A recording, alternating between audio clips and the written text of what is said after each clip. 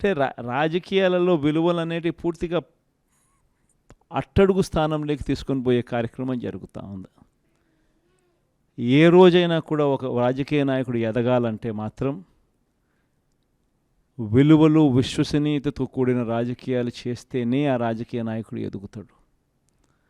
ఏ రోజైతే మనం మన క్యారెక్టర్ని అమ్ముకుంటామో, ఏ రోజైతే మనం విలువలను విశ్వసనీయతను రెండింటినీ కూడా పక్కన పెట్టి రాజకీయాలు చేయాలని ఎప్పుడైతే మనం ఆలోచన చేస్తామో అప్పుడు ప్రజలకు సమాధానం చెప్పడం కథ దేవుడు ఎరుగు, ఇంట్లో కూడా మనకు గౌరవం ఉండదు. ఇంట్లో కూడా మనకు గౌరవము వాల్యూ ఉండదు అన్న సంగతి ప్రతి ఒక్కరూ కూడా గుర్తుపెట్టుకోమని కోరుతా ఉన్నా.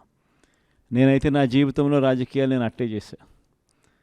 నేను కాంగ్రెస్ పార్టీ నుంచి బయటకు వచ్చినప్పుడు వెనక్కి తిరిగి చూస్తే నా వెనకాల ఎవరు లేరు. నేను మా అమ్మ ఇద్దరమే బయటకు వచ్చింది. నాతో పాటు కొంతమంది ఎమ్మెల్యేలు వస్తామంటే కూడా నాతో పాటు రావాలనుకున్న ఎవరైనా కూడా రాజీనామా చేసి రావాలా అని చెప్పిన. ఈరోజు అక్కడి నుంచి మొదలు పెడితే కేవలం ఇద్దరం పార్టీ నుంచి బయటకు వచ్చి మొదలు పెడితే ఈరోజు దేవుని దయతో ప్రతి అడుగులోనూ కూడా విలువలతో కూడిన రాజకీయాలే చేశాము, విశ్వసనీయతతో కూడిన రాజకీయాలే చేశామని గర్వంగా తలెత్తుకొని కూడా చెప్పగలుగుతాం. ఎందుకు మొన్న ఎలక్షన్లే 2014 ఎలక్షన్ మీ అందరికీ గుర్తుండే ఉంటుంది. మనం ఓడిపోయాం ఆ ఎలక్షన్. ఓడిపోయేటప్పుడు కూడా నా దగ్గరికి చాలామంది వచ్చినారు, మన వాళ్ళే నా దగ్గరికి కూడా వచ్చినారు. మన మంచి కోసమే చెప్పారు, నా మంచి కోసమే చెప్పారు. అన్న చంద్రబాబు నాయుడు ఇష్టం వచ్చినట్టు అబద్ధాలు ఆడుతూ ఉన్నాడు, రైతులకు రుణమాఫీ అంటూ ఉన్నాడు, మహిళలకు రుణమాఫీ అంటూ ఉన్నాడు, ఇంటింటికి ఉద్యోగం అంటున్నాడు, ఉద్యోగం ఇకపోతే 2000 అంటున్నాడు, ప్రతి ఒక్కరికి 3 సెంట్ల స్థలం అంటూ ఉన్నాడు. ఈయన చంద్రబాబు నాయుడు అంటూ ఉన్నాడన్నా, మనం కూడా అనకపోతే ఎట్టా, మనం కూడా రైతులకు రుణమాఫీ చేయకపోతే చేస్తామని చెప్పకపోతే ఎట్టా, ఫస్ట్ చెప్పేసేయండి నా, మళ్ళీ సంగతి మళ్ళీ చూస్తాము అని నాతో కూడా చెప్పినారు. కానీ చెయ్యలేనిది జరగనిది చెప్పడానికి మీ జగన్ ఇష్టపడలా, అబద్ధం చెప్పలా. అబద్ధం చెప్పనందుకు ఆ ఎన్నికల్లో మనం ఓడిపోయినాం. ఆ ఎన్నికల్లో మనం ఓడిపోయి ప్రతిపక్షంలో కూర్చున్నాం.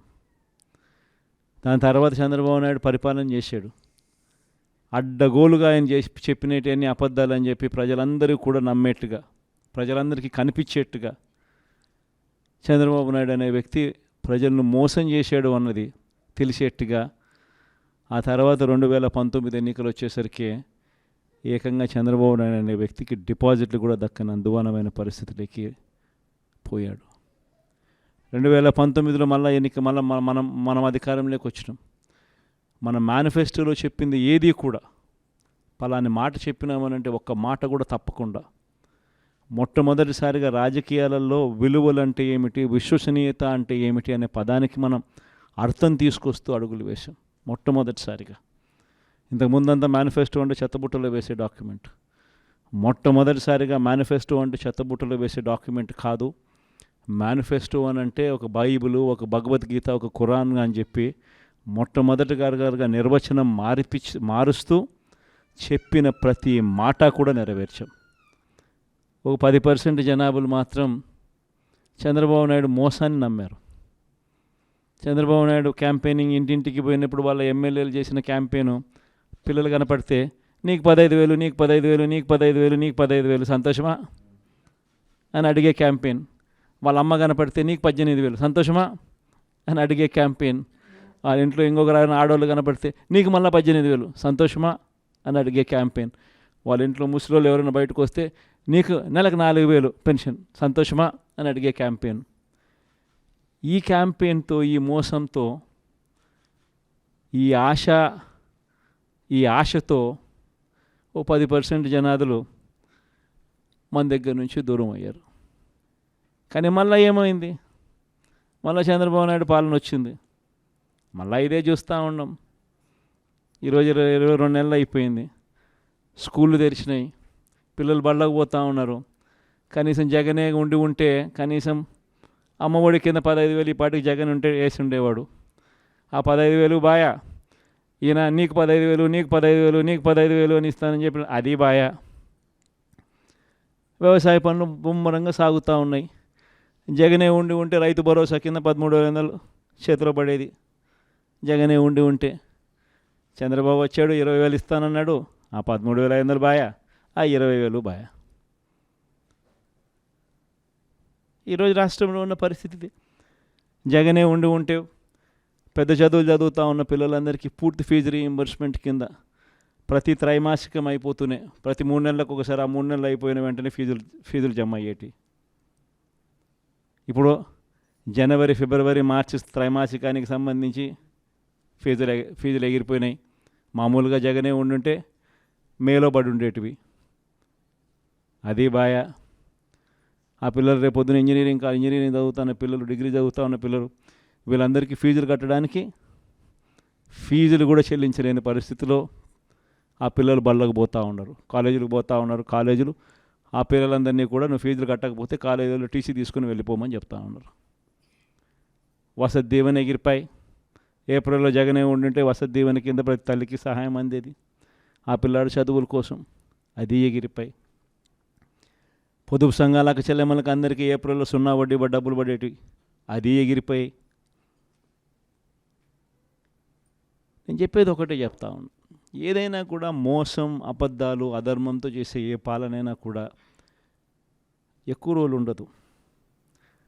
మనం చేసింది ఏదైనా కూడా ఈరోజు తలెత్తుకొని పోగలుగుతాం. తలెత్తుకొని గర్వంగా ప్రతి ఇంటికి పోగలుగుతాం.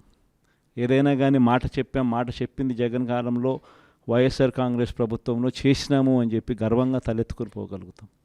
అది మనకున్న సర్టిఫికెట్. కానీ ఇదే చంద్రబాబు నాయుడు మనుషులు, చంద్రబాబు నాయుడుకి సంబంధించిన లీడర్లు, చంద్రబాబు నాయుడుకి సంబంధించిన ఎంపీటీసీలు, చంద్రబాబు నాయుడుకి సంబంధించిన జెడ్పీటీసీలు ప్రజల్లోకి పోగలుగుతారా?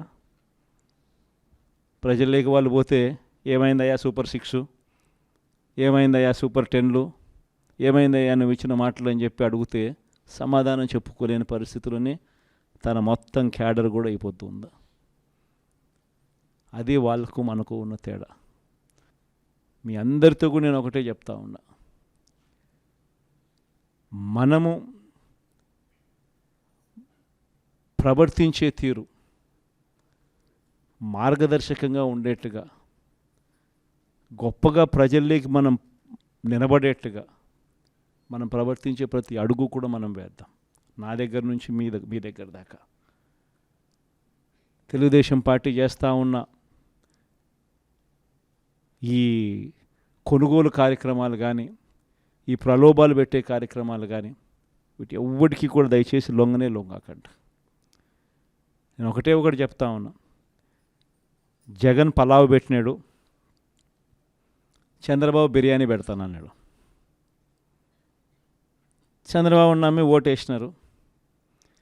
బిర్యానీ బాయా, పలావ్ బాయా, లాస్ట్కు పస్తు పండుకోవాల్సిన పరిస్థితి.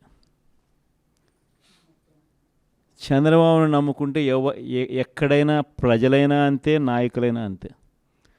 ఇంతకుముందు మన పార్టీ నుంచి 23 మంది ఎమ్మెల్యేలను తీసుకున్నారు, 3 ఎంపీలను తీసుకున్నారు. ఆ 23 మంది ఎమ్మెల్యేలలో ఎంతమంది టికెట్లు ఇచ్చినాడు? నాకు తెలిసి 3కి. ఆ 23 మంది ఎమ్మెల్యేలను తీసుకునేటప్పుడు ఒక్కొక్కరికి ఎంత ఇస్తామన్నాడు? ఒక్కొక్కరికి 20 కోట్లు. ఇచ్చింది ఎంత? అడ్వాన్సు. దాని తర్వాత వాళ్ళు ఆ పక్క పోయిన వాళ్ళు అందరూ అన్న మీ దగ్గరికి వచ్చేస్తామన్నా మేమంతా అని చెప్పి నాకు ఫోన్ చేసినారు. ప్రజల్లో ఒకసారి జారిపోయిన తర్వాత మళ్ళీ వెనక్కి వచ్చినారంటే ప్రజల్లో ఆ రెస్పెక్ట్ పోతుంది, ఆ విలువలు పోతాయి, ప్రజలిచ్చే గౌరవం పోతుంది. కాబట్టి వాళ్ళని మనం కూడా తీసుకోలేకపోయినాం. వాళ్ళ రాజకీయ జీవితాలు ఏమైపోయినాయి? అందరూ సున్నాలు అయిపోయి ఇంట్లో కూర్చొని ఉండరు. ప్రతి ఒక్కరూ కూడా ఈ విషయాలన్నీ గుర్తుపెట్టుకోండి. రాజకీయాలలో ఎప్పుడూ షార్ట్ కట్ ఉంటుంది, లాంగ్ కట్, దూరం దారి ఉంటుంది, షార్ట్ కట్ ఉంటుంది. షార్ట్ కట్ ఎప్పుడు తీసుకోవద్దండి. రాజకీయాలలో ఏ రోజైనా కూడా నిలబడాలి అని అంటే, ప్రజల మన్ననలు ఉండాలి అని అంటే, ప్రజల్లో గౌరవం ఉండాలి అని అంటే, కష్టమైనా కూడా మనం తీసుకునే దారి విలువలతో కూడిన దారి, విశ్వసనీయతతో కూడిన దారి తీసుకోవాలి. ఇదే నేను పాటిస్తాను.